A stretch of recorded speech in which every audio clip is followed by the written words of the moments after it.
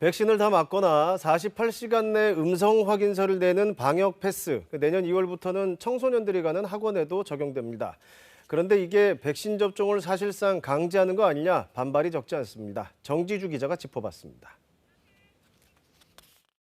전면 등교 시행 후 학생들은 학교에 가게 됐습니다만 불안합니다. 학생 확진자가 급증해서죠.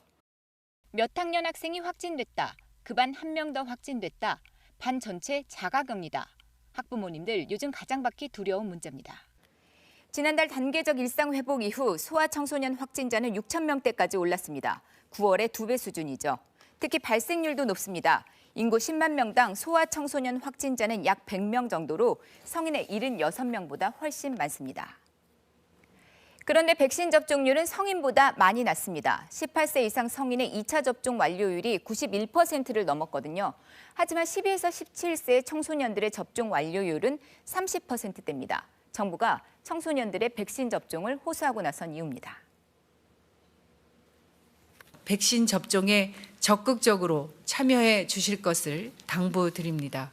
학생 스스로의 건강을 지킬 가장 효과적인 대안이 백신 접종이며 그러면서 오는 13일부터 2주 동안 집중 접종 주간을 운영하겠다고 밝혔습니다.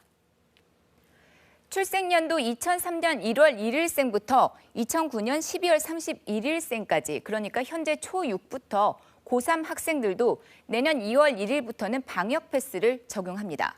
백신을 접종 완료했거나요, 접종 완료하지 않았다면은 48시간 이내 음성 확인서를 발급받은 경우에만 다중이용시설을 이용할 수가 있습니다. 그 대상에 학원과 독서실, 도서관, 그리고 스터디 카페 등 학생들이 주로 이용하는 시설들이 포함이 됐습니다.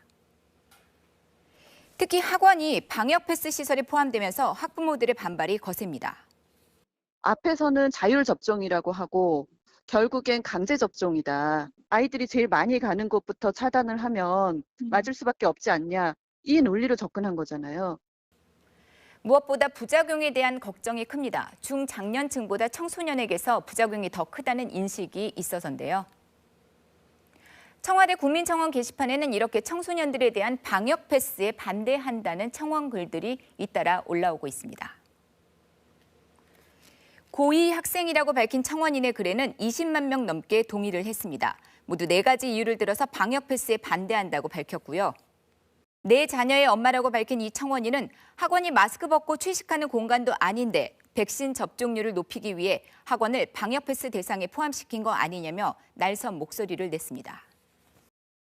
1, 2차 접종 간격과 2차를 맞고 2주가 지나야 접종 완료가 된다는 걸 고려하면 적어도 1, 2주 안에는 백신 접종을 시작해야 합니다.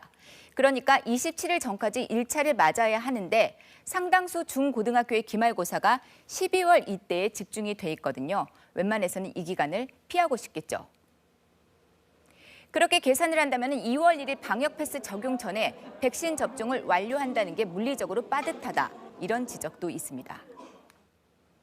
한편 교육부는 방문 접종팀이 학교를 직접 방문해서 신청자에게 접종하는 학교 단위 접종도 실시하겠다고 밝혔는데요. 불안불안 상황을 이어가느니 차라리 잘 됐다는 반응도 있지만요. 접종 안 받는 학생은 미접종자는 낙인이 찍힐 수 있다. 이걸 우려하는 목소리도 있습니다. 교원단체 총연합도 위화감을 조성하고 접종을 압박 또 강제하는 것으로 받아들여질 수 있다. 오히려 접종받기 위해서 학생들이 학교로 몰리면 학교 방역에 허점이 생길 수 있다고 우려했습니다. 그러면서 백신 관련 객관적인 정보를 제공해 신뢰부터 얻어야 하고요. 학생 백신 접종은 권고화돼 자율에 맡기는 원칙은 유지돼야 한다고 밝혔습니다. KBS 뉴스 정주주입니다.